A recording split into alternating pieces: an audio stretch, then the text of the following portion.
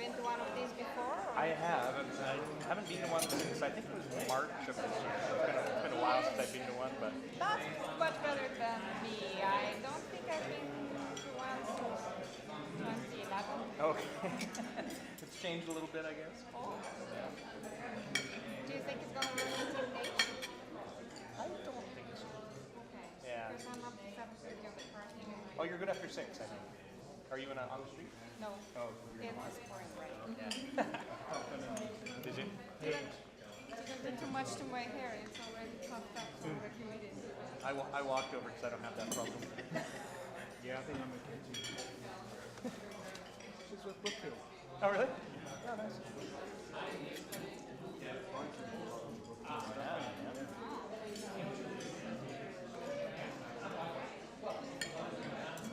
It's been actually a while since we did the EO. Yeah, Brookfield they have lots of businesses, so like it's hard to keep track of all their stuff because they have a referral program, and a friend of mine, her husband was assigned to one of the Brookfield companies. He was asking me to be his reference, and I'm like, well, we are not even connected because this is one of the investment funds, so they wouldn't know what I'm using to be like, I work for the unit that supports the buildings for the BC government.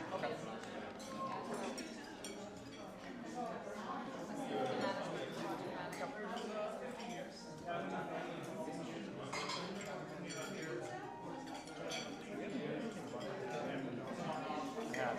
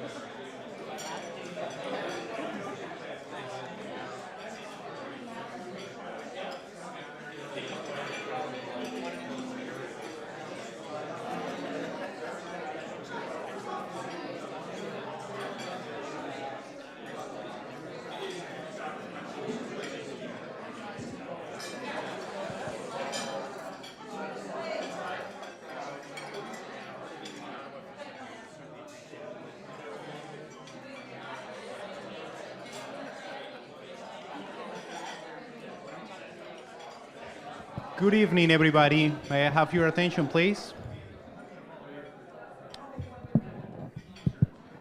Good evening, everybody. Can you hear me? Welcome to the October dinner meeting event. Thank you very much for joining to this event. This is the first time that I am working on this kind of events. I am taking over the program's direction. Before me was Christine McCarraker. So it will be quite difficult for me to fulfill that position, but I will try my best. Thank you very much. Now I would like to introduce to Manji, our president, who will give us the information of the last updates in the PMI Vancouver Island Chapter. Thank you very much. Thank you, Gio. Welcome, everybody. As Gio mentioned, I'm the current president of the chapter, and we have past members, volunteers, and chapter board members here today. And I would like them to just raise their hands so that we know how strong a community we are, and maybe give them a big round of applause because they've worked so hard for 20 years to get us where we are today. So how many do we have here? We have Yvonne, Trish, we have Larry. Yes?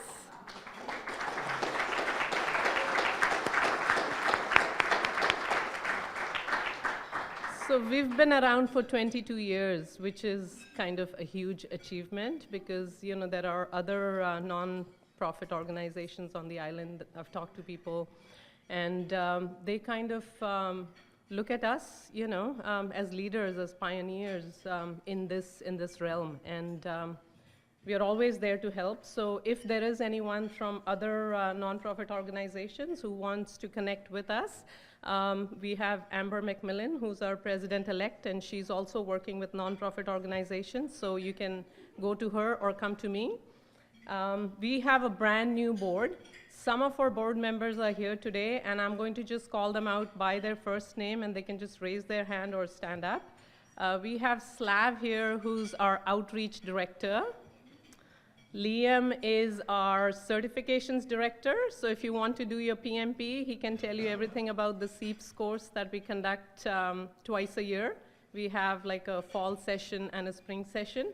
We have Gio, who just spoke before me. Gio is our programs director. He's brand new, but he's great. He got this event set up in no time, and here we are today. Then we have Cindy. Cindy is our volunteers director. That's right. And then Amber is our president-elect. Did I miss anyone? Luke. Yes. Luke is our membership guy, so he brings people onto the board. And then I have Amanda, who is our secretary. So Amanda's brand new. She just started this year and did our second board meeting yesterday. So thank you so much, Amanda. And a big round of applause to the current board.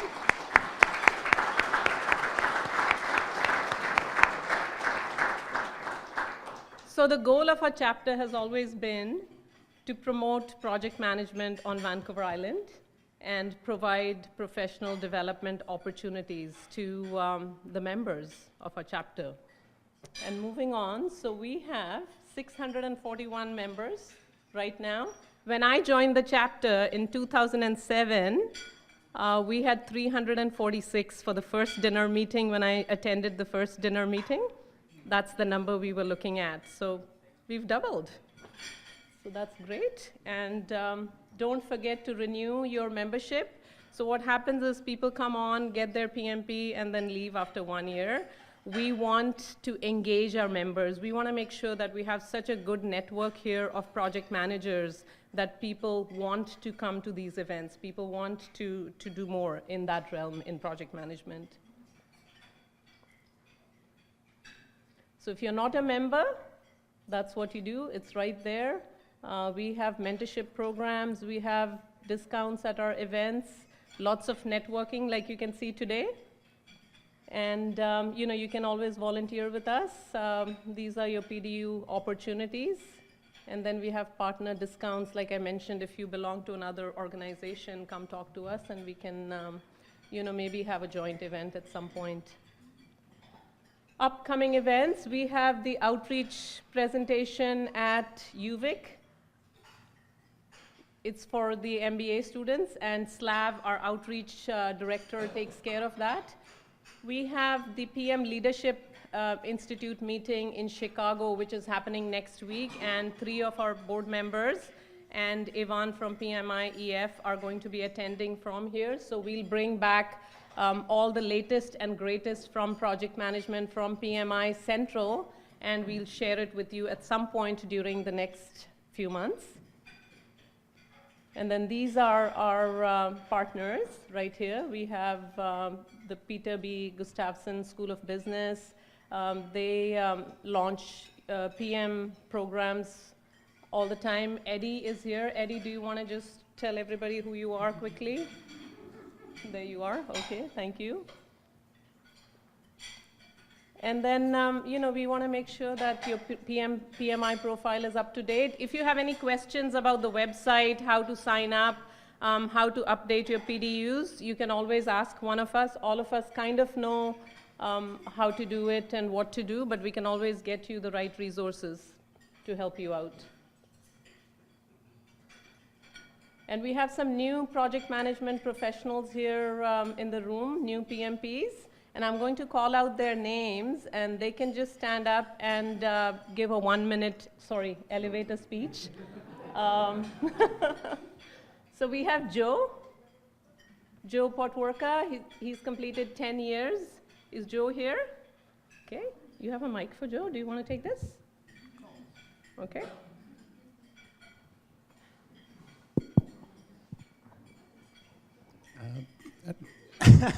I didn't expect this. Yeah, I've been here 10 years. Before that, I was with the Ottawa chapter for a number of years. I'm a bit of an anomaly. I work in the pharmaceutical industry, so not too much networking I can do with you guys here. But I really do enjoy the meetings, and the presentations are always excellent. So this has been great. Thank you, Joe. Eric, you're next. Okay. Thank you very much. Hello, everyone. My name is Eric Zelka. I'm thrilled to be asked to speak. I'm not really a public speaker, although I'm now a city politician, which is kind of a strange. I got elected to Oak Bay Council, but that's sort of a side gig. My day job, however, is a project manager for Emergency Management British Columbia, and then being a full-time dad as well. So I find my project management skills are most useful as a father. Thank you very much.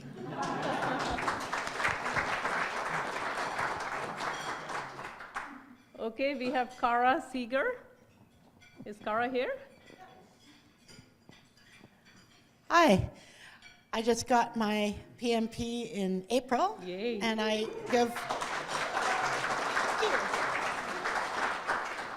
have to give full credit to the SIPS program because wow, what a difference that makes. If anybody knows anybody who wants to be a PMP, you point them at Liam because it makes a big difference.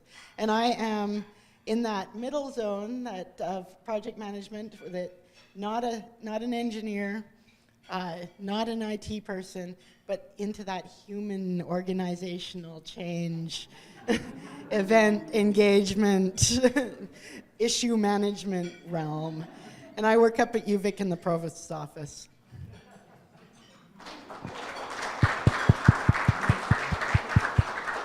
Thank you, Cara. And then we have Luca D'Angelo.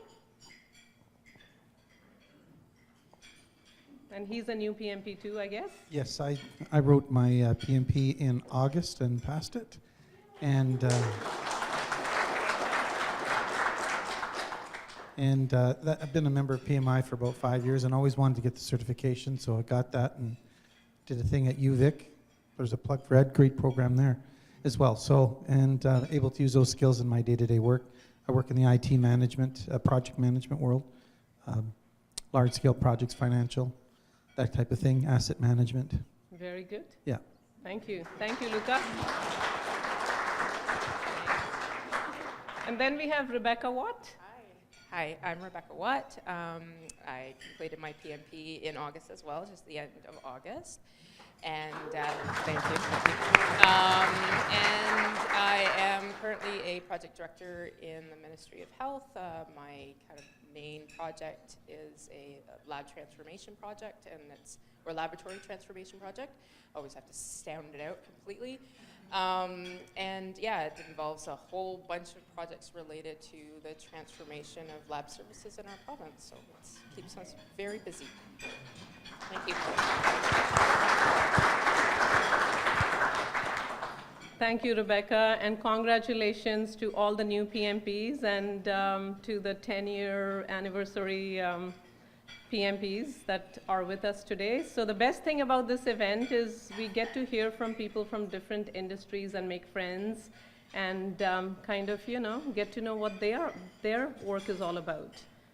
So moving on, there's something about the 2018 SEEPS course. So that's a certification preparation program.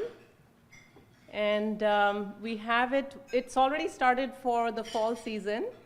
I think it's the third class, right? This Saturday, coming Saturday, it's the third class. And it's 6 Saturdays, non-consecutive, so we had Thanksgiving holiday, right? So we didn't have any class that weekend.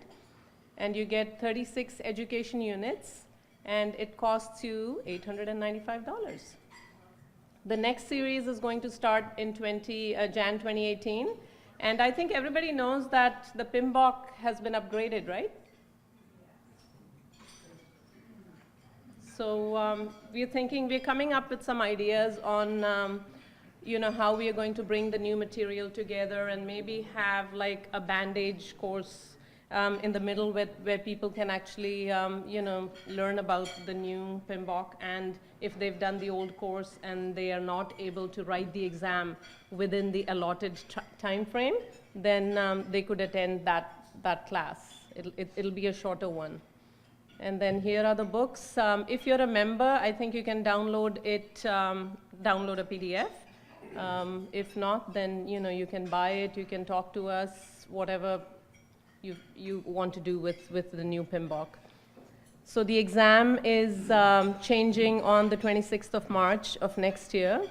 So here it tells you if you've scheduled your exam already and you do it before that, you can use the old PMBOK, but if not, then you do what I just mentioned to you. You can always talk to Liam, myself, Gio, or anyone from the board.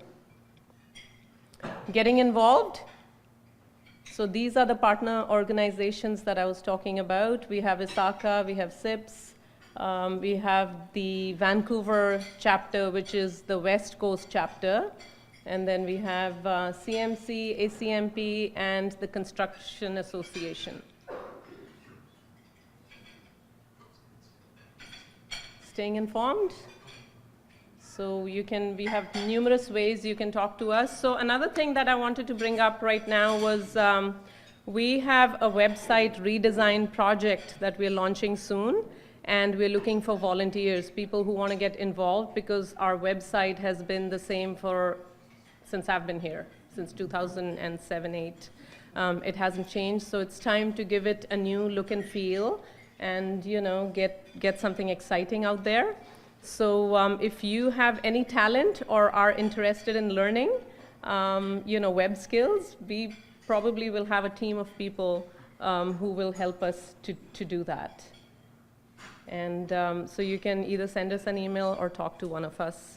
And that's all I have. Thank you very much. I'm going to invite Yvonne Rincon, who is our PMI-EF Educational Fund Director, and he's going to say a few words.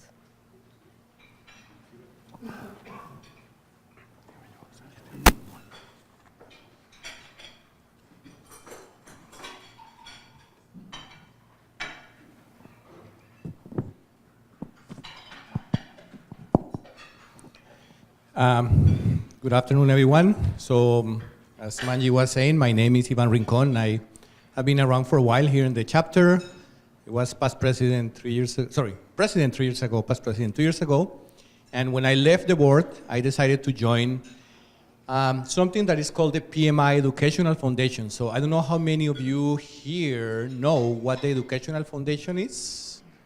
Anyone? Okay, well, the members of the board, I hope they know. So I'm going to just give you a 2-minute introduction, and then I'm going to talk about the main reason why I'm here. So the PMI Educational Foundation is the philanthropic arm of PMI. So even though it has the same name, it's actually a separate organization, and it's managed by a separate board of directors, and it has its own staff and everything. And it is really the way that PMI as an organization gives back to the community. So basically within PMI-EF, we are trying to build bridges with 4 different groups. One is with university students, the other one is with young learners, non-for-profits and NGOs, and teachers. So it is really not the typical audience for the PMI programs, because most of the PMI programs are actually designed for us, the members of the chapter and the project management professionals. So as you can see, this is a very, very different audience for the kind of things that we do. And many people don't know, but the PMI-EF has been around for almost 20 years, but it has really taken off over the last, I would say, 7 to 10 years. And they have been creating a lot of programs that, because they're aimed to different audiences, they're not our typical audiences, they usually offer the programs free of charge. So what has been happening for the last 2 or 3 years here in Victoria is that I have been trying to bring those areas into what we can do as a chapter to outreach to these different groups. And these are some of the areas, specific areas of focus that we're working on. So one of them is PM programs for non-for-profits and NGOs, and I'm going to talk about that in a second because that's the reason why I'm here today, and the people that are going to present to us. Then we have scholarships and awards, and I don't know if somebody was here 2 or 3 years ago, but PMI-EF actually gave away a grant or a scholarship to people, members of the chapter that wanted to develop their professional skills, and it's free money. And if you go to the PMI-EF website, you will find that that's not the only program they have. They have other programs. And you can, for example, you have a very interesting research project that has to do with project management. You can get a grant up to $20,000 to basically develop your research. So I don't think it's a bad idea to go there and explore the opportunities in that area. And then PM programs for youth, which I have to be totally honest, is the one that really drove me into this, because it's basically teaching project management to young kids. And the first time I was involved with this was about 6-7 years ago when I was attending one of the leadership conferences. I saw this interesting presentation from a chapter in Italy that was teaching project management to kindergartners. And I was like, how is that possible? And they share the material and they share the framework that they had. And I was completely fascinated by it because that's when I realized that if we really teach the project management concepts to kids, and they have a very interesting logo for that, they call it PM Skills for Life. We're really teaching young people to be better at things like solving problems, planning, critical thinking, and stuff like that. So right now, actually next Friday, we're gonna teach our first PM course to, in this case, is to teachers of the Island Catholic Schools group to help them teach their kids project management. So I'm very excited for that because it's the first time that that's going to be done here in the island, although it has been done all over the world before us. And as I told you before, there is a lot of material that you can actually go there and pick up for free. You have to register. It's not your same PMI login if you're members of PMI, but you register and you have access to all this material for free. So if you're interested in something that, like could be around what PMI-EF does, feel free to go to the website. It's different. It's PMI-EF.org, and you will get that material. So the main reason why I'm here today is because about 2 years ago, I was dreaming about doing something, and I started knocking doors, and finally one of those doors opened. And that door was with Leadership Victoria. So I basically called Susan, which is the executive director of Leadership Victoria, because I knew that they had a program where they were teaching community leaders to be better leaders. And I say, well, interesting, because that may be an area where project management can actually have some benefits. So I talked to her, and she was kind of, oh, who's this guy? But I told her the whole story, and she fell for it, yay. And what we did last year is that we, for the first time, got involved in the program that they teach to help bring leadership to community leaders. And we gave our first PM presentation to this group. How many people were last year? One of the members, how many people were in the last year cohort? 16 or something? And what I didn't know at the time, that I know now, is that the capstone project, the capstone for their class is a project. So it was like, whoo, excellent, great. So this is what I really am going to shine. But I mean, it was the first time, so I taught my 2-3 hours, and off they went to do their projects. And I didn't know what really happened until I was actually invited to the graduation ceremony. And this is true, I was almost in tears when I saw them talk about, okay, we're going to talk about the scope of our project.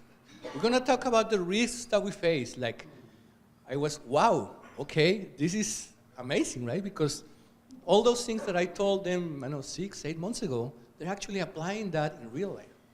So I was so moved that I say, well, you know what? We have to bring one of those teams to showcase one of its projects to our membership, to see how project management can actually change lives. So it is my pleasure to introduce, first of all, to Sarah Hood. So Sarah Hood is the president of the board of directors of Leadership Victoria. So she has been a volunteer for 7 years, and her day job, which we all have, the volunteer people, is at the University of Victoria. So I'm going to let Sarah talk about the program, so you know a little bit of the context in which this is built, and then we'll introduce the rest of the speakers for the afternoon. So thank you, Sarah. Thank you, Ethan, very much.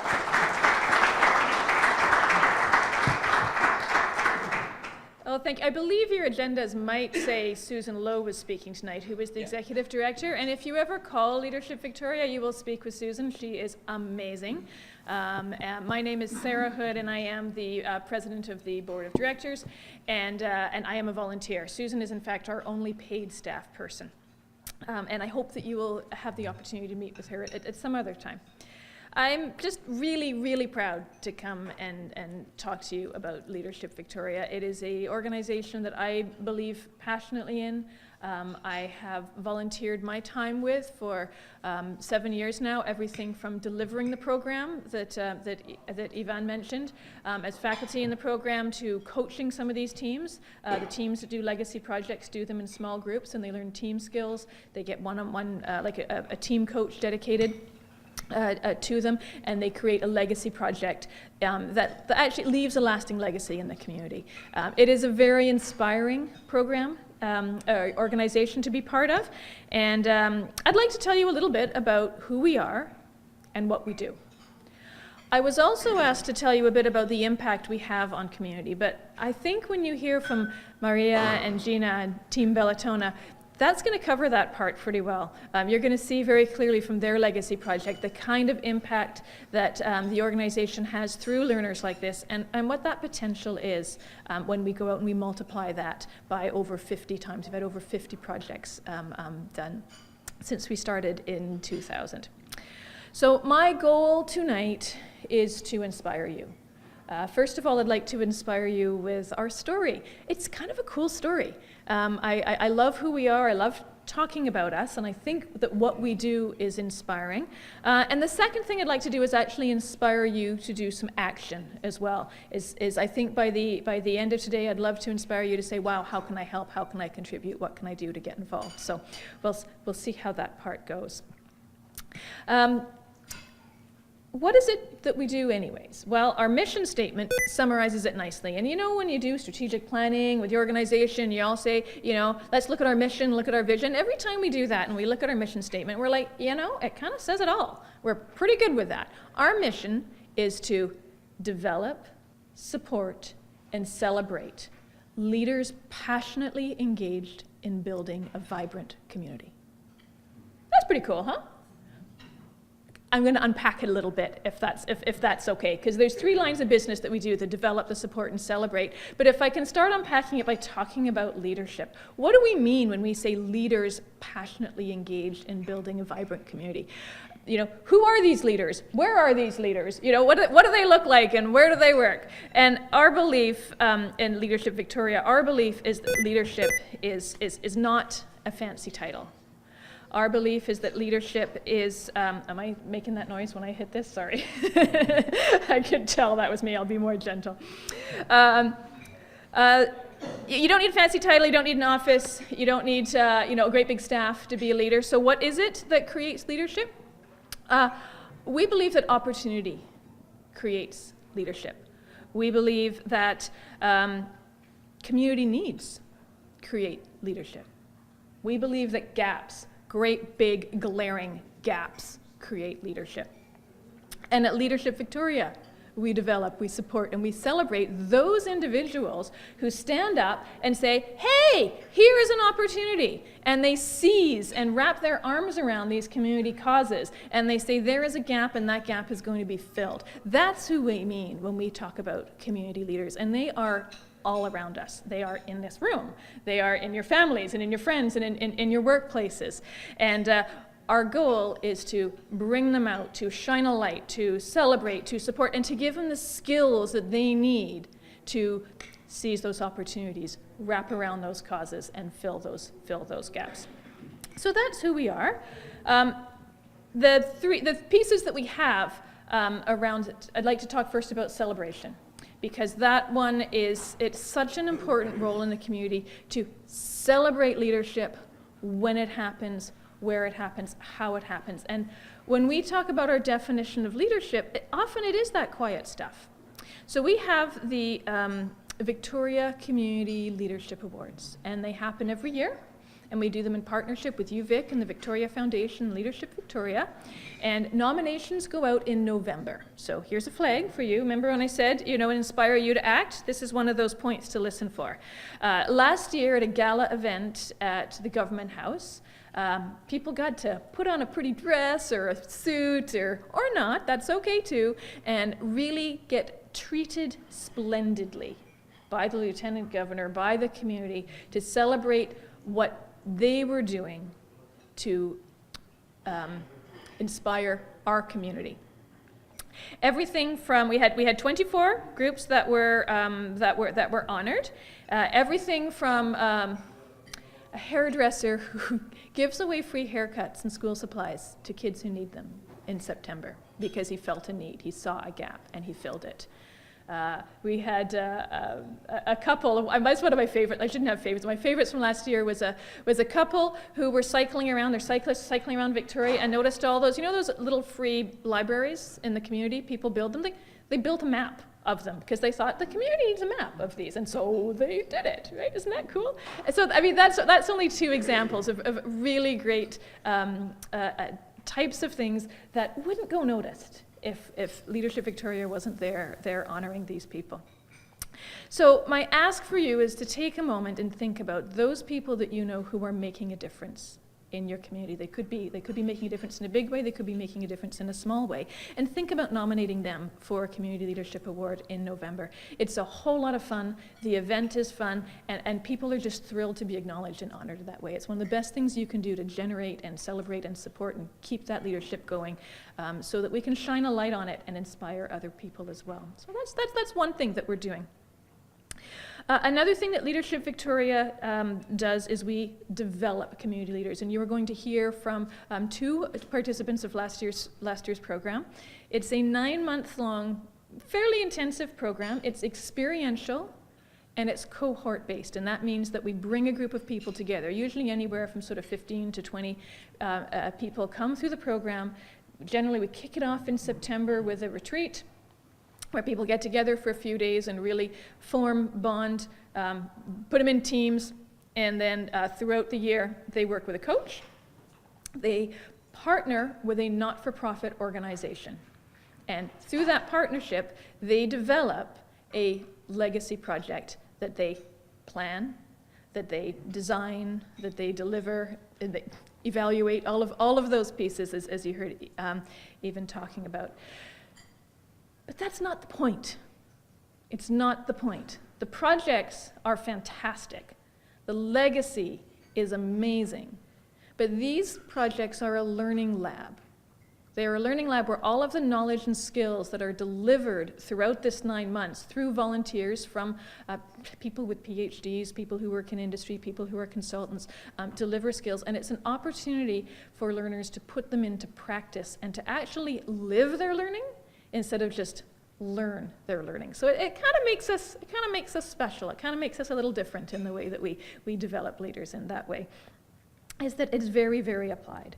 The program is designed around 4 pillars. We've got you guys probably have competencies, right? Does the PA, yeah, we have competencies too. We're pretty proud of our competencies.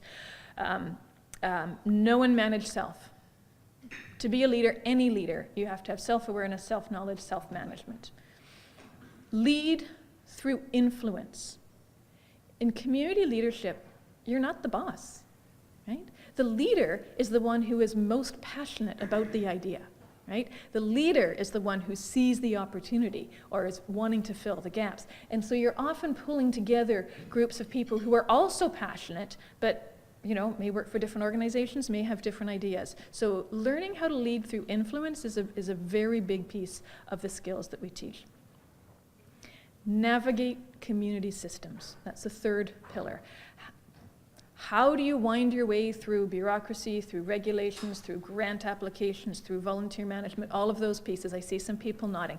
Yeah, you can't make change in this town without coming up with a few systems that need navigating, right? So that's an important pillar. And it's one that might be a little different than your corporate leadership programs that you would see within organizations. And then the last one, make things happen. This is the competency that is most connected to what you do, to managing the projects. I have to tell you, I was involved in developing these competencies a few years ago. It was awesome. And this one, it's a whole group of competencies under the theme of make things happen. And right up until the very end, when we actually had to think of something PC to put on the website, make things happen was called something else. Can you think what it might have been called?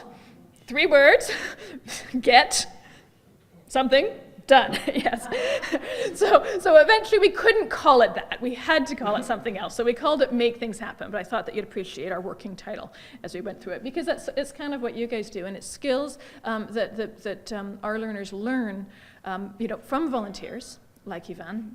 Thank you, to help get stuff done and make things happen, because passion alone isn't enough. Right? When you say leaders who lead with passion but no execution get tired really, really quickly, and they tire everybody else out really quickly. When leaders who lead with execution without passion, who wants to follow that, right? It's not very inspiring. So it's a little bit of both. I've talked about the projects already. Let me just see. So just Leadership Victoria, we have been in existence for over 17 years. So if you do the math, anywhere from 15 to 25 people a year, there's over 50 legacy projects out there in this community. And that's pretty cool. Some of them are really big and obvious. Has anybody been to Whitty's Lagoon? Do you ever go to Whitty's Lagoon down there? And you go hiking down there, and as you come down the stairs and you go to the trails, there's that big teaching shelter, that great big shelter with benches under it. A Leadership Victoria team, long time ago, said, you know what? We need a dry place to do interpretive programs out here. They built a shelter. It's still there. That's pretty cool. There's some interpretive signage on the Galloping Goose Trail that was created by Leadership Victoria team. One of the very earliest teams worked on a project where they gave homeless people disposable cameras and asked them to take photos from their perspective and turn them into calendars that they sold to support our place. That project is still going.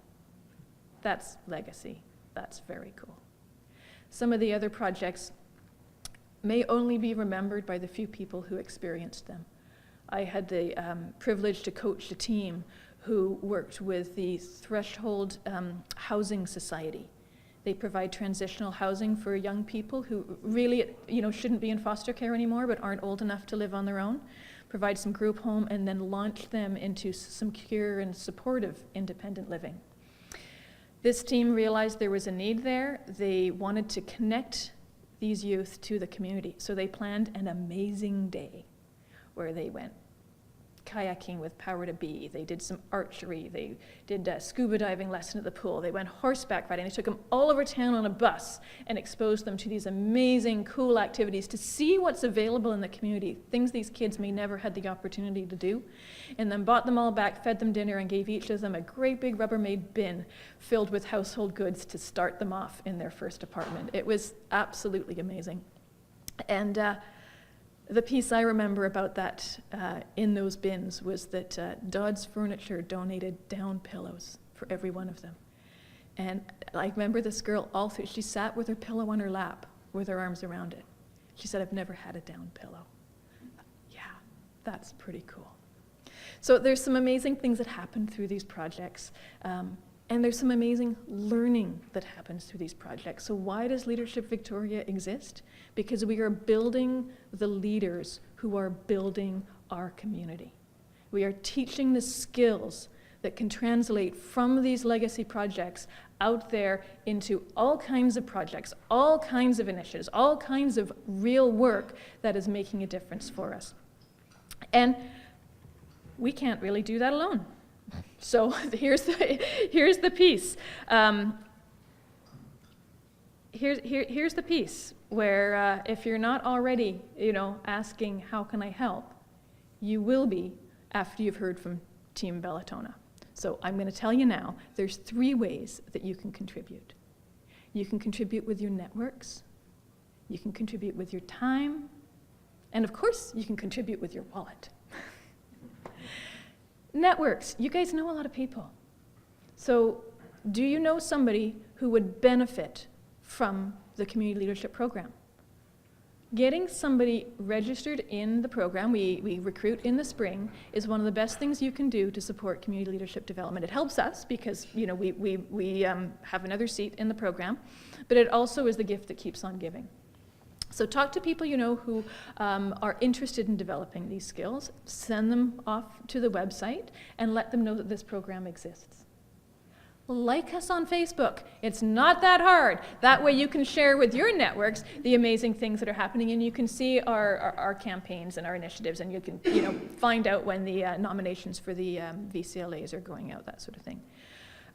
Speaking of VCLAs, you must know people who are doing amazing things in your community. Nominate them. Shine a light on them. Take some time. The application forms are not that difficult, but give them an opportunity to get honored for their community leadership. So that's your networks. We know you all have them. We know you all can use them. Time. If you want to volunteer, it shouldn't be very hard. You shouldn't have to knock on too many doors to be able to contribute your time. Ivan has been teaching for the cohort, which is an amazing contribution of time. Thank you. Sometimes individual teams need a little bit extra help and support. And we have projects as well. I mean, the VCLAs is a project. A little extra skill, a few more hands is always appreciated, let me tell you. So if you think that you would like to get involved with this organization, there are 2 ways to do that. If I were Susan Lowe, I would say call me. But I'll say call Susan Lowe, who is our executive director. Easiest thing to do is just visit the website, leadershipvictoria.ca. There's a signed place there that you can say you'd like to volunteer and what your skills are, or there's contact info there you can give her a shout. Sometimes, depending on where we are, it might not be right away. It might take a little bit for the cycle to come around, but we are very happy to have your time for volunteering. Thank you. And then, of course, the last thing, the easiest thing of all, is to simply donate. There's a nice big button on our website that says donate now. We have 1 staff person and she's part-time. We are over 50 volunteers. So we have a lot of volunteers running around, and we are very, very lean in our administration. So every dollar that you give will go right into providing programs, into making sure our programs stay relevant and current, into supporting these teams with some seed money so that they can go out and they can build their programs as well. So please do consider donating to Leadership Victoria. It is a gift that goes a long, long way. So I would like to now let you have time to hear from Team Bellatona. Ivan, I think you're going to introduce them, is that right? Okay. You want me to introduce them? Sure. Okay, I'm sure. I would like to make just a small announcement. Okay, all right, turn it around. All right, so before we do that, I'm just going to say goodnight then, if that's okay, and we'll turn it over to these guys. I would love to stay and network and chat with you. I was a bit of a last-minute stand-in. I'm afraid I actually have to leave right after this. I'm going to the opera.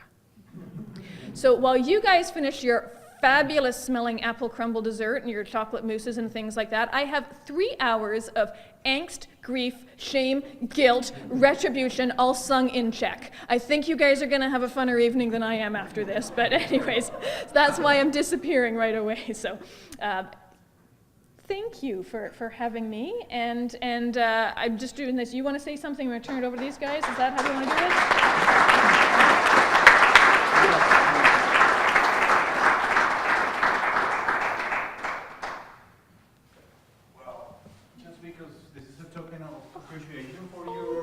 Thank you so much. This is pretty handy. That is going to come in handy. It's a 6-minute walk from here to the Opera House. I've timed it, yeah. So thank you very much again, and thank you for accepting. Yes. Oh, wonderful. Alrighty, now I am going to turn it over. Do you guys have some AV things that you need to sort out? Yeah? Okay, alrighty.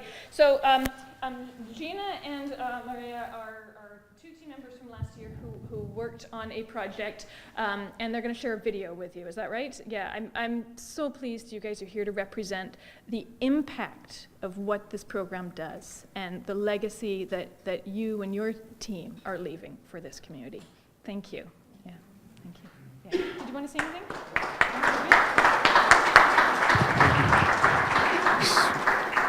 So this is just a short announcement. So there is more food outside, so feel free to go and grab some more if you want it. Then I will call Ivan, who will introduce our team Bellatona. Hello.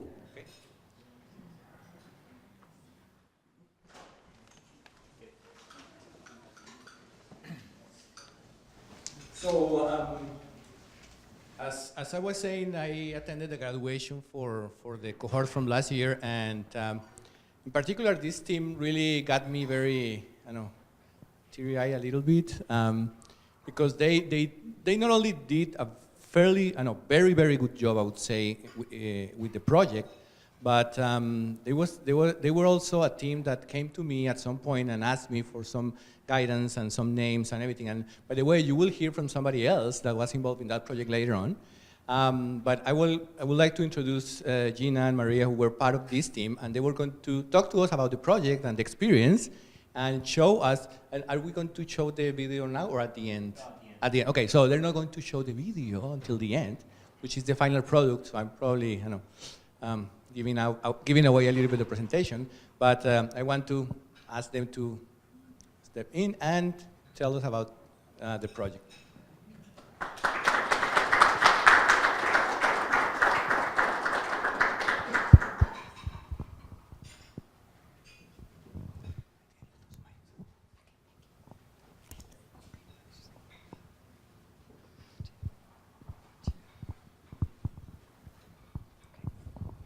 Checking out the systems here. Thank you very much for having us. We're really pleased to be here. My name's Gina Dolinsky. I work at the Capital Regional District as my day job, and this is Maria Soriano-Carrion, and I'll let you introduce yourself. Hello, my name is Maria. I work at the University of Victoria, and it is a pleasure to be here with all of you. Thank you for inviting us.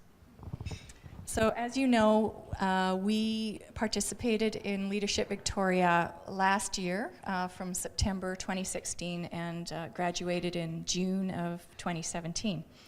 The project that we worked on was called Diversity Victoria, which you can see up on the board. We also have 3 other members of our team that aren't here with us today. So the other members are Domine Akavan, Nathan Cartwright, and Jimena Londono. At the beginning of the project, we were asked to create a name for ourselves, a team name. And we came up with the name Team Bellatonia, which represented the sort of the ultimate community that we wanted to be involved in. And because we have some Spanish-speaking people in our group, we thought Bellatonia sounded pretty good. So that's what we called ourselves, if you're wondering where that came from. We were also very fortunate to have two amazing coaches, Libby Rush and Val St. John, and they were with us every step of the way. We met every week for 2 hours, and they were there helping us work through our community action project and supporting us, moving us in the directions that we needed to go, challenging us to stretch ourselves in all kinds of ways. So we have to also acknowledge them. So really, what motivated us to work on this project? The project that we worked on was a video. We finally came to that decision after a few, maybe a few weeks of discussing what we wanted to focus on. And because we have quite a diverse group, our team of 5 people, diversity seemed to be one of the main subject areas that we all came back to. We highly value the fact that we come from different origins and different backgrounds. We all shared that in our team meetings.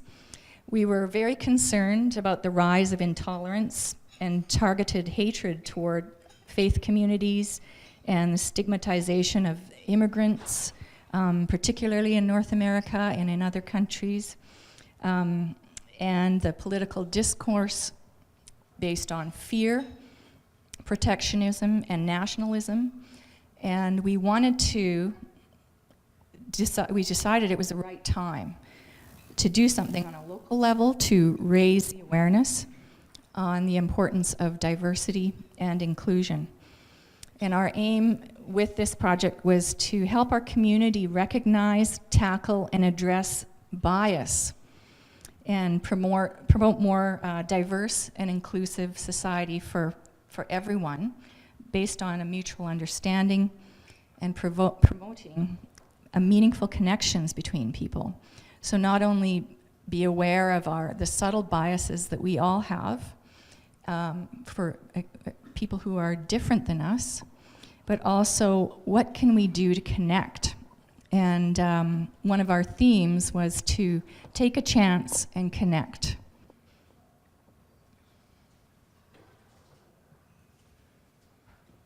So, successes and challenges.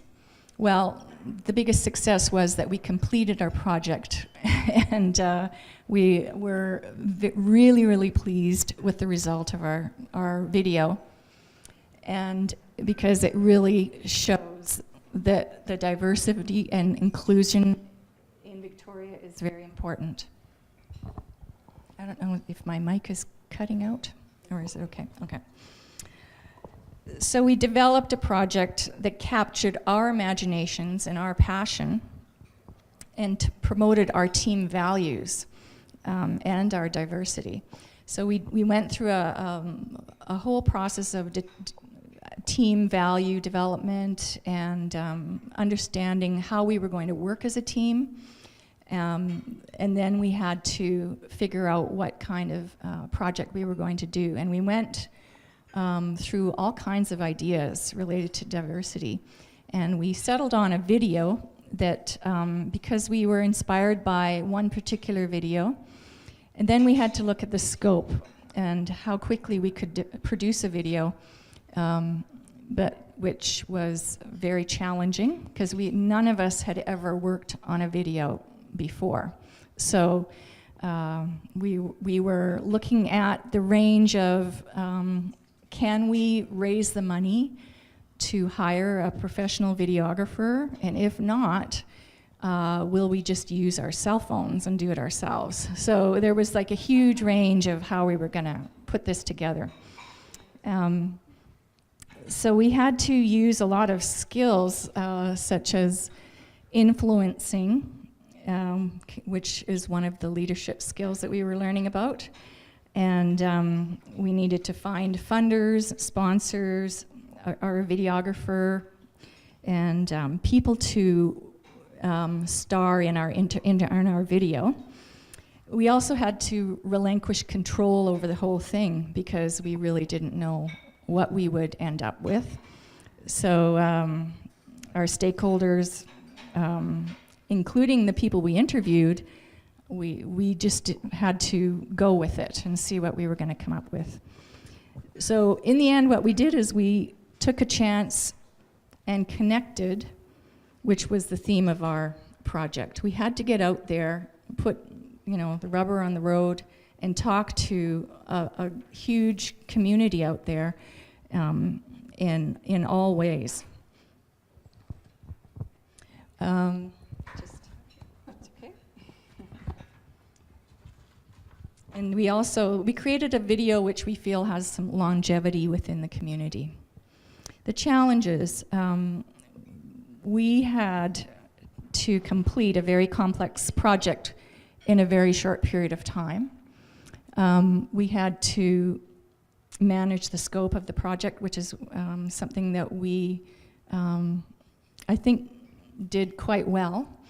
And our team dynamics, of course, we didn't know each other when we first started this. We had to learn about each other and understand our strengths and our weaknesses, and then our coaches really pushed us to expand into those weaknesses so that we could move forward. The results were a very heartfelt, powerful video that brings awareness to diversity and the importance of inclusion in Victoria. Through the wonderful people that we interviewed and our talented filmmaker, and the organizations that we spoke to in Victoria and that supported us, we have now a powerful diversity resource in Victoria, which I hope you will all take advantage of and work with in your organizations. We are very proud of our video.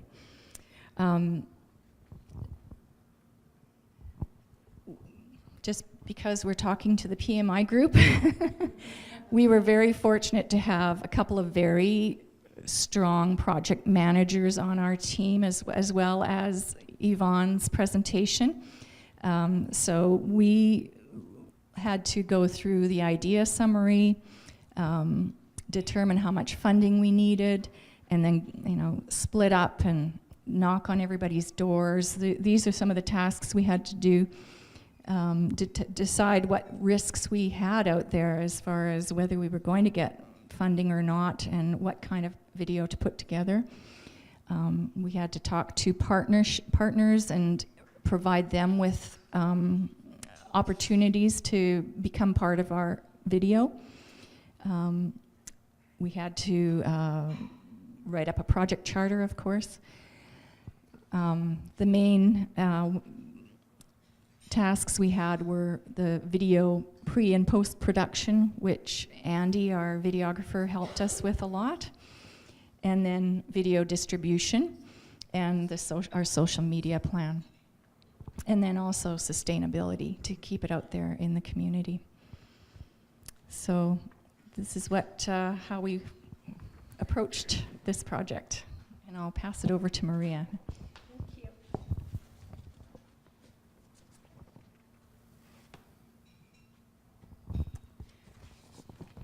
Well, I am going to talk to you about what we learned as a team during the program and the project. During the Community Leadership Development Program, we learned that in order to to develop a program or a project that could make a difference in the community, we needed to pay constant attention to the values of the team, the vision, trust, and also to perseverance. Our powerful vision to enhance understanding and inclusion in the community was the inspiration that helped us to achieve this wonderful outcome, and also to get the support and collaboration from many different partners that we needed. During the process, we also learned the importance of managing our project. And considering, this is going to sound very familiar to you, considering the 5 project management processes, initiating, planning, executing, monitoring, and closing. We kept commitment and persistence as our friends, sharing our perspectives, and we were trying constantly to remember the importance of sharing our perspectives, having clear communication between the team, considering in every step all the stakeholders involved, and being aware of our different styles.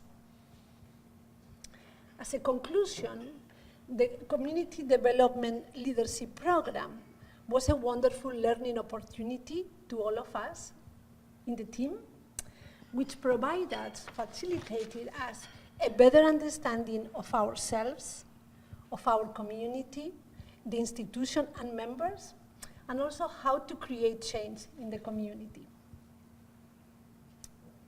I am going to take this opportunity to thank Ivan Rincon, first of all, because the session that you provided to us, to the Leadership Victoria cohort, about how project management can be used in your nonprofit. This seminar provided to us the possibility to remember, to navigate and to manage our project. And also, we'd like to thank you very much for giving us this contact, which changed our life in the project. And for inviting us, you and Giovanni, to this presentation.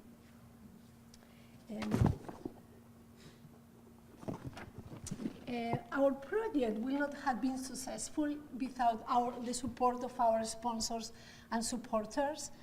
First of all, the two coaches, thank you. Our 2 coaches, and then the police, Victoria and Saanich Police Department, who funded us. BC Francophone Immigration Program, who also funded us. Leadership Victoria, Andy Robertson, our videographer, and Benny Thomas, she created a poetry for us, and all the people who were interviewed. We also received support from the City of Victoria, Greater Victoria Police Diversity Awareness Committee, Odd Fellows, and the Greater Victoria Public Library. Thank you very much to all of the sponsors and supporters.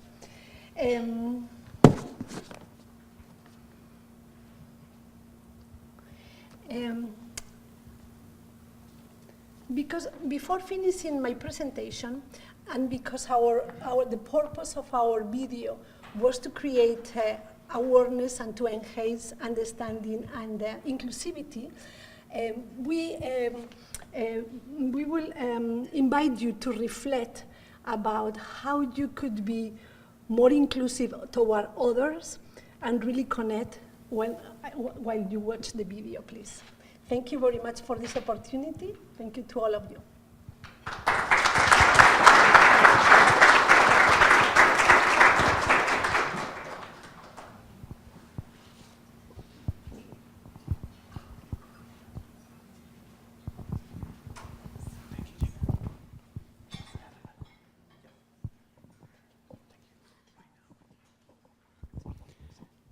Okay, and to wrap up this whole idea of how this happened as a project, I want to introduce you to, I would call him a friend. Actually, when I went to work for my very last employee, we ended up sharing the same office for 3, 4, 5 months.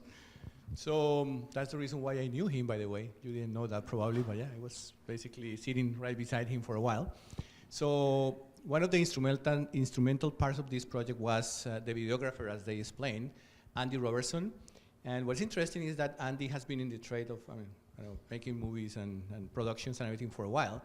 But we had a very long discussion about project management in that area. So because he was part of this project, I asked him to just come and talk to us a little bit about that, because it's not very usual to hear how that actually becomes, how a project is also involved in this whole area of production for videos and all that. So I'm going to leave Andy to talk to us a little bit about this, and then at the end, to wrap up the whole thing, we're going to actually see the video that you have always heard about. So, Andy.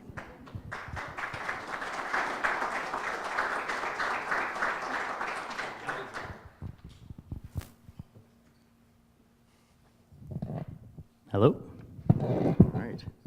Thanks, Yvonne, and thanks for having me. It's a great honor to be, speaking, sharing my experience in front of a team full of experts in your own field, and also working with the team Bellatonia, yes.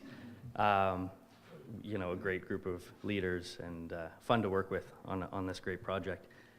So I'll just start off, tell you a little bit about my background as far as film production goes.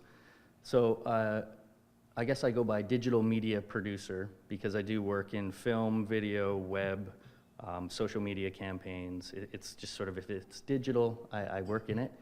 And I've worked in the film industry, so as some of that, a film that I produced a few years ago was nominated for the BC Leo Awards. We got 3 nominations and an Emmy nomination for a Western movie I was working on in the art department. And those things have aired on CBC and American Movie Classics and New York Times online. And the documentary Reaching Blue, which I was putting together while sharing an office with Yvonne, and he could see my interesting approach to project management, I'm sure, through his eyes. And that continues to screen around the world. So we've had over 100 screenings of that film since then. And I just finished this spring working on a project that was funded by TELUS, that's a web series and on TELUS Optic 4K called Spiral. And if you are in the age group of 15 to 24, a millennial, you might love it. Otherwise, I'm not so sure. But it's a fun murder mystery, dramatic little show.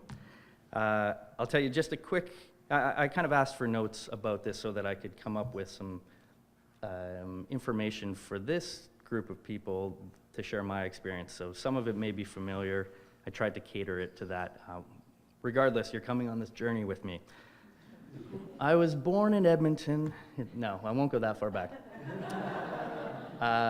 I did move out to the coast from Edmonton in '95 and studied sociology. And through that process and studying sociology, that was where I kind of got hooked into storytelling, deconstructing concepts and reconstructing them, which is essentially making a film.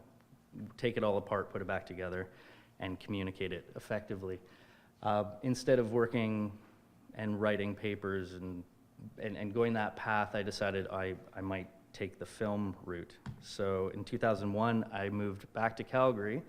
I went to SAIT, Southern Alberta Institute of Technology, and I did a diploma. It was a 2-year program in film and video production, and I did the writing, directing, producing part of that. The other 2 components were production, camera work and lighting, and post-production, editing. From there, I stayed in Calgary. I worked on some Western movies, some Hallmark Christmas movies. Had a great time, movies, had lunch beside Robert Duvall, and the fun little film stories. I drove all over southern Alberta exploring locations and just had a good time. But my passion was documentary, and so I kept being pulled away in that direction, which then brought me out to the coast after working in film and commercials, and I worked with Ocean Networks Canada for 5 years. And that's where I met Yvonne and worked with some of the most incredible people I've ever encountered on a fascinating project, probably one of the most important projects we have related to ocean research, and the leader in the world for that type of deep sea cabled observatory work. But that is a full other presentation. Whoops. Now, Yeah, I knew I'd do that. There we go. I am back to independent contracting. Because again, the pull to documentary and storytelling, and for me, social impact work is the draw. So it kind of takes me back to sociology and what I intended in the first place, and now I'm one step closer on a very challenging career path, but one I love, and that's just getting closer to producing documentaries, and I hope to share that. And one of them that I did was on CBC and aired nationally a number of times about ocean acidification. So I could take my experience with Ocean Networks Canada and turn that into a whole new thing. So just going forward, and I was going to time this. Oh, there it is. I'm just going to talk about some of the challenges and achievements working with Team Bellatonia, and how I work with clients in general, just project management, stuff that may be interesting for you. The challenges, I wouldn't even call them challenges. It was such a great team. They were obviously well equipped and supported. So for me, it's more the process of looking at it just through the lens of delivering a message using video, lighting, sound, and visuals. When we first started, one of the challenges was a limited budget.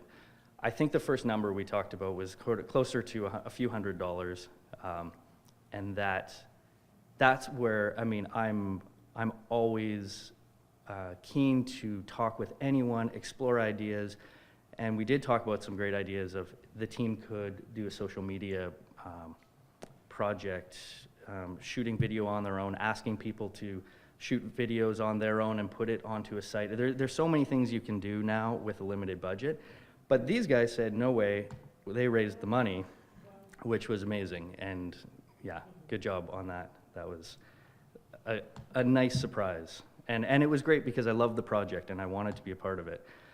The challenge too was insufficient resources to match the project's goals. I think the goal when you're looking at any kind of video, we all watch television, we all watch Netflix or different things, so we have an idea of what quality is and what we'd like to see. A lot of those things have multi-million-dollar budgets, and when you're doing corporate video production or this type of work, it's just a different world. But the goal is always to match what people want to see as close as you can with your resources. So what was great was this team, we all were able to meet, and I could talk to them about the key roles of video production. So everyone was happy to jump into a role and take on things related to the video production. They were clearly already doing that in their group for this project, so I think it was a pretty smooth conversation. The unfamiliarity with the video production process, I work with any client or anyone to get on the same page.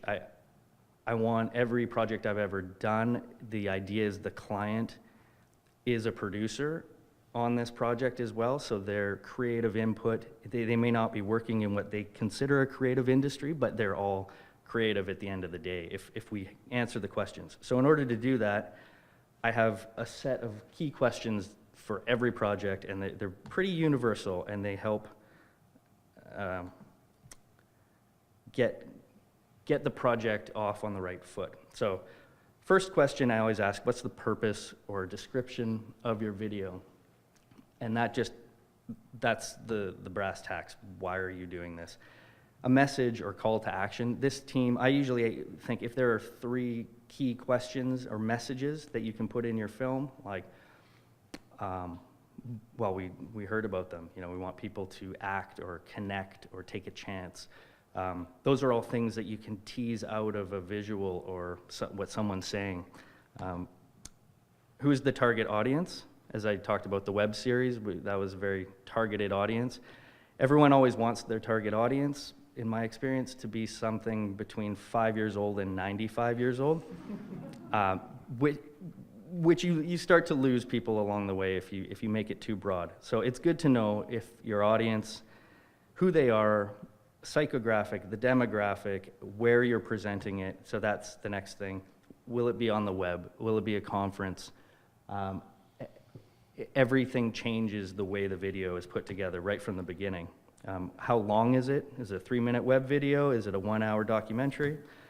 Timelines, deadlines, you guys are familiar with these. Budget and resources. And what I work with, what I love is if you have examples of a video, which this team did have, you can sort of reverse engineer something from watching it, and a video producer should be able to watch something, get an idea right away of what it takes to make that and try to deliver that. So implementing this next slide, I have a lot of fun with, and I will not go into detail. This is just an example of an educational video workflow that you would put together, collecting the information and just guiding the path down, just to show that it can go this way. This is a famous film editor's editing workflow for a film. I don't know if it translates on the slide very well. It doesn't need to. It just is supposed to look messy and ugly, and I'm not going to talk about it. But there is a lot of detail. I'll just keep it simple. So these are the 5 elements that any project is going to work through that I follow. You can call them different things, but it's the same every time. Your idea, the planning, production, editing, and the wrap. So the idea, assess the client's needs, and develop a customized video that achieves the intended result. Planning, interview questions, location and crew. With this one, these are words you'll also be familiar with, which is a standard template that helps, which is just pure project management, although I probably don't do it right. But it allows me to know I've got the key goals from the client and what we're working with. This is a statement of work and action plan. The scope of the work, the budget estimate, the schedule and milestones, the sign-off for the review process, authorization, who's doing what, project governance, you guys will like that one, right? Okay. Couple signatures and terms and conditions. So this can be 5 pages long or it can be 50 pages long depending on the project, but it's a helpful guide to always be able to refer back to as soon as the scope creep starts happening. Production, we've got everyone meets on location. So for this, we all met at this beautiful location. Everything was organized by Team Bellatonia. They had everyone lined up. This is where we just came together, and it was just like working with a production team. Everyone knew what was going on. We had release forms for everyone who appears in it, which you legally need to have, otherwise they can shut your film or video down after you're done. And then lights, camera, action. Editing,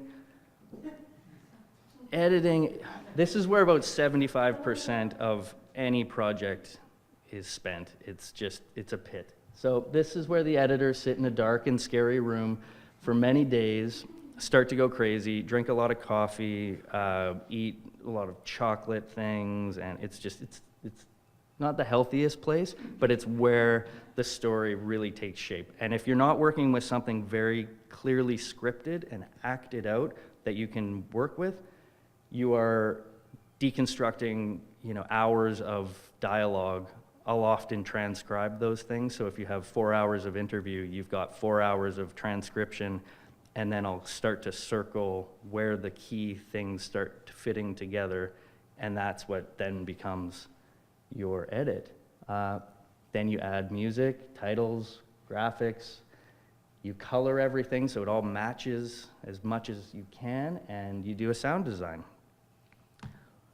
The wrap, we've got the review and delivery of the master files, the sign-off, and if you're lucky, you have a dance party. I'm just going to move a little bit faster. For each of these, it's always getting the balance between the impact that you're going for and then the budget and the resources. This is probably familiar to everyone in every industry. You're being asked to do 2 of these things, and so you've got to find what's going to work. If it's good and cheap, then it'll take a long time. fast and cheap, the quality will be lost. Good and fast, it's going to be expensive, but the benefit is it'll be good. And just a quick idea of kind of some of the rates involved in video. Most companies, you're looking at $75 to $150 an hour for key roles of editing, directing, things like that. I've worked on TV commercials with $1 million budgets for a 30-second commercial, and the director is making $25,000 to $30,000 a day on a 10-day shoot. So that's what everyone's kind of gunning for. That's where you want to end up. So the money is there, not in documentary. And then I thought, just this quote stood out to me here. You can't read it. It's David Lynch, who's a filmmaker. It's better not to know so much about what things mean or how they might be interpreted, or you'll be too afraid to let things keep happening. So I have to always remind myself, as much as I love the project management side of film or being able to work a process that I've practiced, which is kind of, you know, I've got 20 years of making videos from high school till now, and it's the same process each time, but I always have to tell myself that if the message starts to get lost, it is a creative thing. It's a communication tool at the end of the day. And if it doesn't communicate what your client wants or what you want, then the entire thing is a waste of money and it's lost. So where maybe if you're building a bridge and it's taking longer than you think, at the end of it you'll have a bridge and people will be able to cross it. But a film that nobody watches is you've lost the whole process. So you kind of, that's something to just keep in mind, to let the rules flex to the point of even breaking if you think it might benefit the project. And so, yeah, I would say for all of you, project managers are key players in the video production process. And if you're interested in exploring that part of your career and moving to Hollywood or even Vancouver, I would also say beware of what you might become. Thanks very much.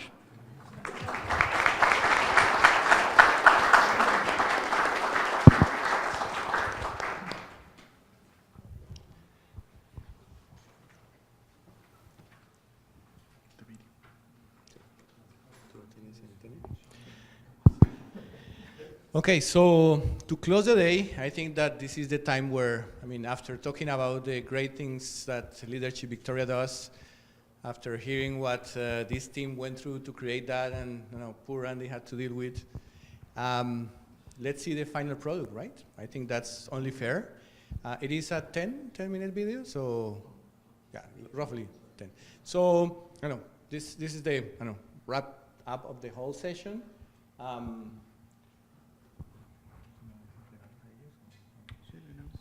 Okay, so, but before we present this, so when we wrap up, everybody just, take your tissues off and everything. I'm going to give both Andy and our presenter from Team Belatonia a token of appreciation. So you want to come up, please? And thank you for your, inspiring presentations. And Andy, I can see that our 4 months together actually created a bond. More. I love that paper that you had there. Like, ooh, okay, governance. Whoa, okay. So.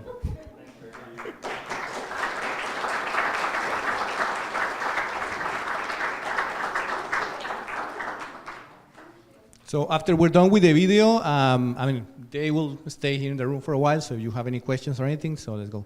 So without further ado, let's go and show you the final product.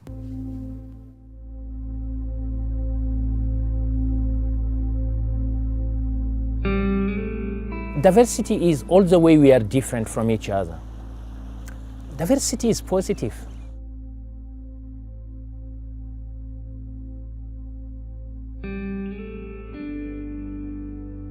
And I stayed awake late thinking about this interview. How can what I say have an impact? When I see a person on the street, I think, by the grace of God, there go I, that could have been me. I grew up in Syria, and Syria is a little bit different from here because all people in Syria are just Syrian and speak Arabic. I like to look at everybody as an individual, right? And I want to work with them at their comfort level. I'm finding people more accepting these days than when I came here 10, 12 years ago when I started coming to Victoria. However, Victoria is a clique city, and every immigrant will tell you that it's not easy to break into the community. I've been here 1 year and 3 months right now, and I live in Victoria. I am so excited with the diversity here in Victoria. I like all people here because they are helpful, they are so kind, they are so cute. Yes, very nice. I don't think I'm going to leave Victoria. People here, it's a nice balance of everything. You know, you have young people, old people, you have rich people, poor people, you know, you have a nice balance of everybody, and nobody really, I don't see too much of the big city problems here in Victoria. What I enjoy about living in Victoria is sharing the territory with Coast Salish and being welcomed here. Doing things together culturally, because we have a great respect. We're not in our territory. And since moving here to Victoria, I don't think in person anyone has really shown me that much bias, like intentionally. I think there's been some unintentional biases, kind of when I was the transitional period when I wasn't quite identifying as female yet, but neither was male. Definitely got some weird looks. People are nice. Very rarely you get rejected, but when you are not invited, it is a closed door. Not inviting someone in, it is like keeping the door closed to them. So my experience might be positive sometimes, but I haven't seen many doors open all the time.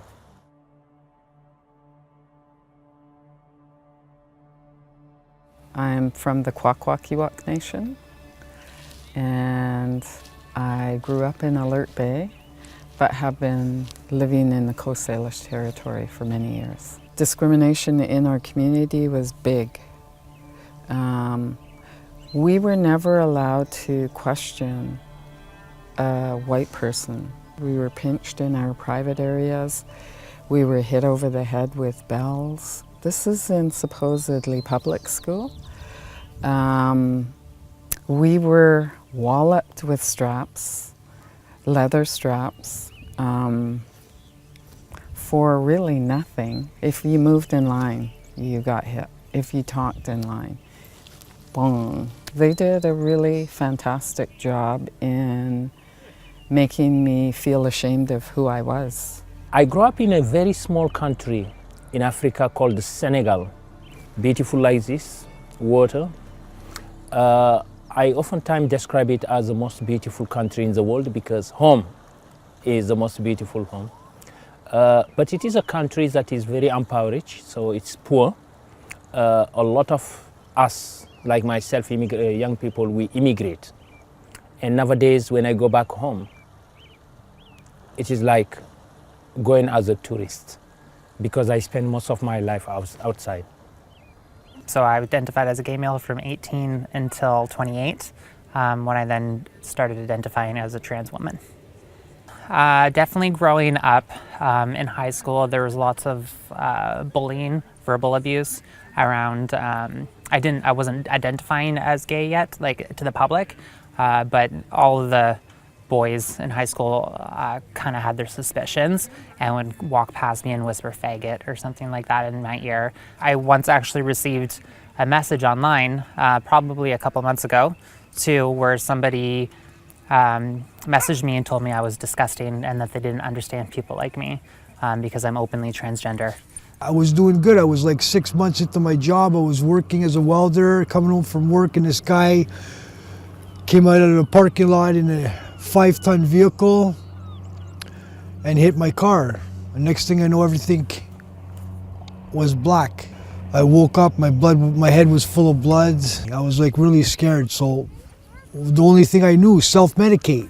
Went back to self-medicating again.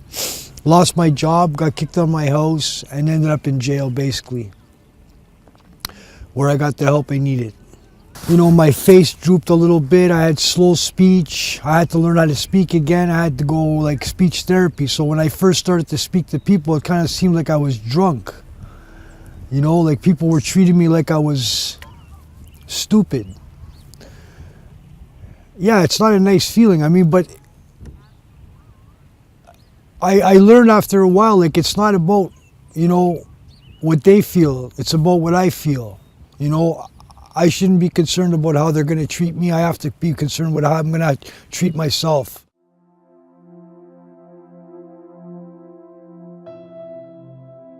It's quite amazing. I didn't really know how much racism was alive. I'm a parent who's had to advocate for my children for years, including myself. It's alive, and it's really strong. It's so deep, because I've asked my daughter, do you think racism will ever go away?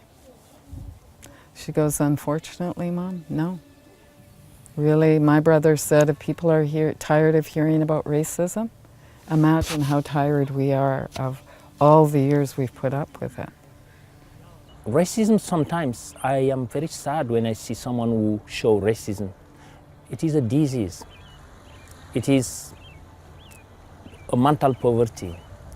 It is an intellectual poverty. So you have to be kind to the racists. They need to be educated. They need to be taken care of. We have to keep being patient. But I actually lost it once because you get questions like, how do we talk to Native people? They really need our help. How do you speak to your friends? If you took the color and the look of a person away, how do you speak to your friends? That's how we want to be spoken to. It's helpful to take a gentle approach. So I would probably be caught off guard if someone came up to me and just said, how do you identify? Right? Like it would be like, okay, strike up a conversation with me first, get to know me a little bit, and then you can start asking those questions like, hey, like I notice your voice is a little deeper, like are you transgender? It's not very hard if you just ask the person what it is that can I do for you? You know, what can I do for you? So I look at it as when somebody's in front of me and they're sick, it doesn't matter what they have, whether it's cancer, brain injury, mental illness, drug addiction, I will treat that person how I would want to be treated, and I would try to figure out what it is the person needs, and I would try to help. We are here as a Muslim, as a Syrian people. We are here, we want to help, we want to communicate with people here from different cultures, from different countries. And for me, I like all people here. I want to talk with all people. And I want to help if I can.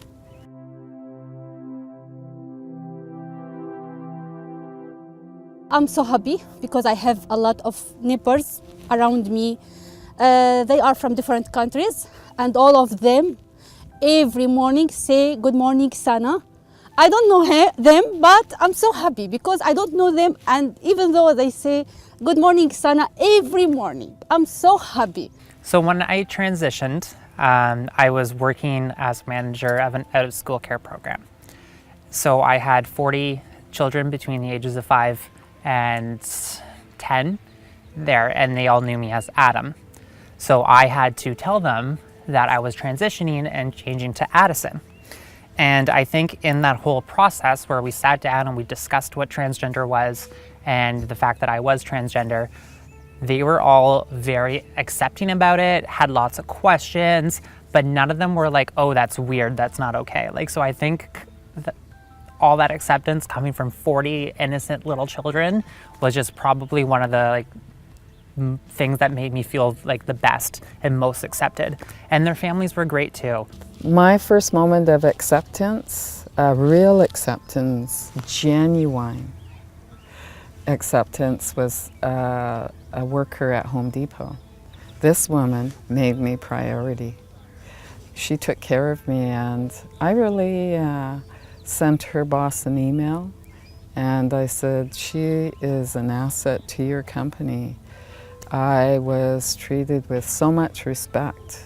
That was wonderful. It's a wonderful experience to be treated equally.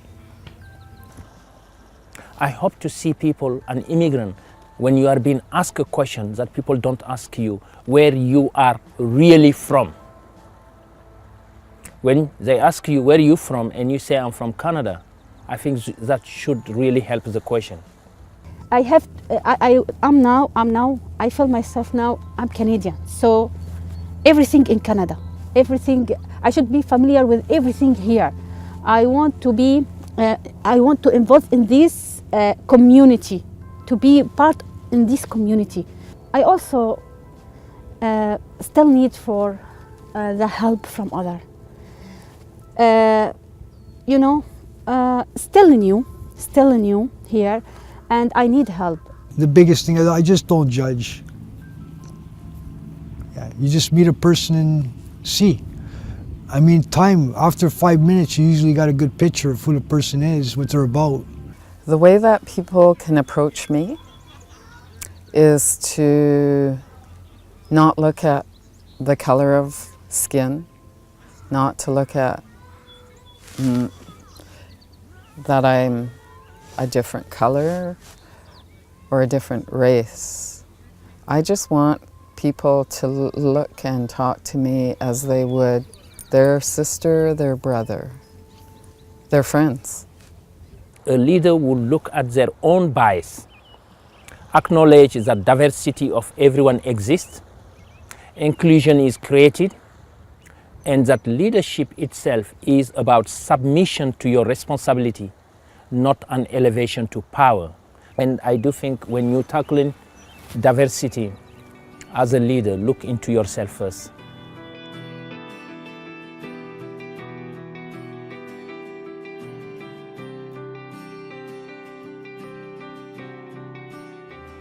That's why diversity is all the way we are different, but also we are similar.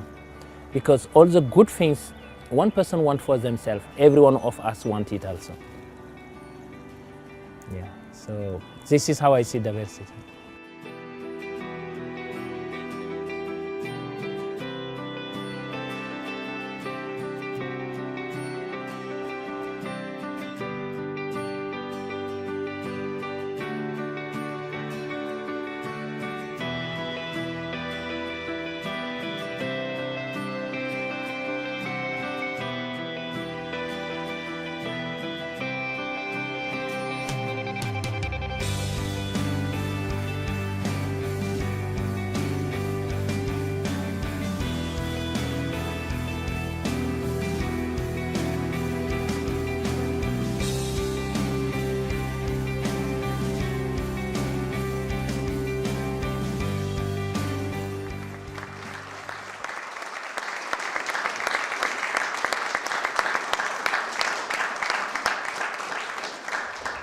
So I think that the video speaks for itself, so I mean, great job. And this video is actually available on YouTube, right? So this is actually online. So the web page, when you want to see it, you go to, or you search for diversity, I think. Yeah, you just look for the name, yeah, Diversity Victoria, and you will find the video. You want to share it with someone.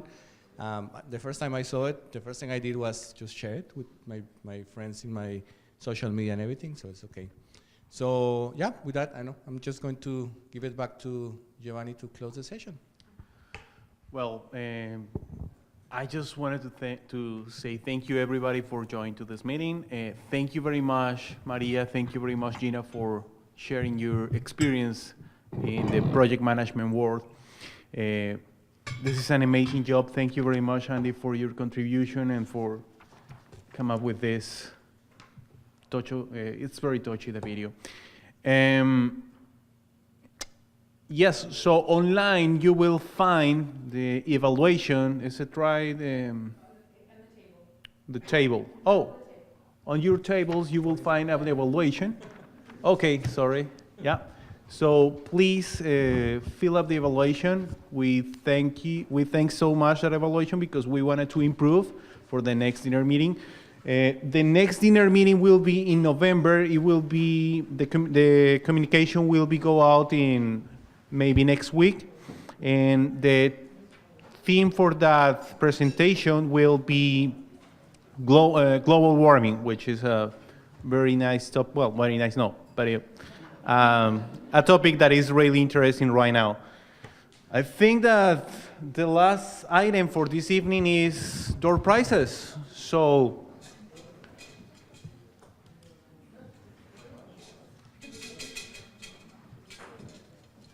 I have everybody's names here. I have 3 prizes. 2 of these really handy things right now in this lovely weather. So I want to call our speakers, and the closest one here is Andy. If you can please help me and give luck to someone.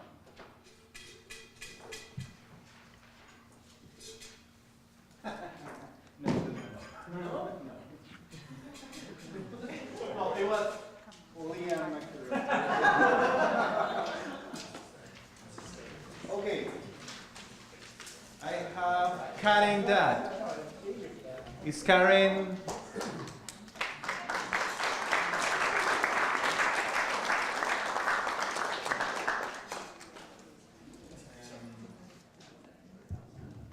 For the second one, I wanted to call to Gina or Maria, who would like to.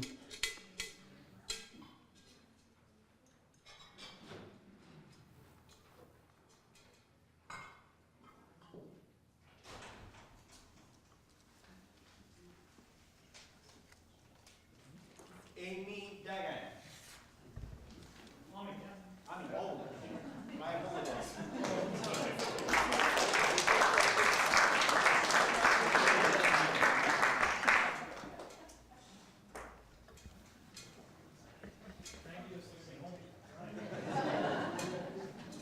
And Gina.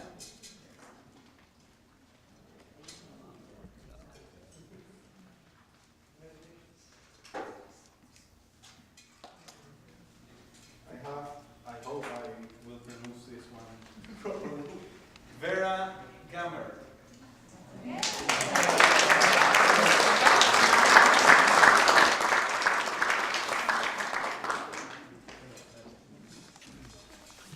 So, thank you very much to Ivan Rincon, who helped a lot with this, with the setup of, well, with the presentations tonight. Thank you very much to all the members of the PMI Vancouver Island Chapter who have been helping me a lot with this first time in this position. So thank you everybody and have a good evening. Please, I think there is more food outside, so feel free to bring something, to get something. And see you in November.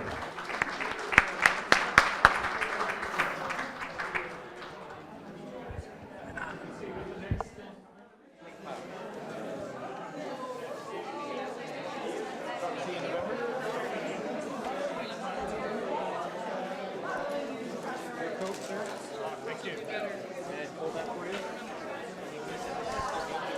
Service, I missed it.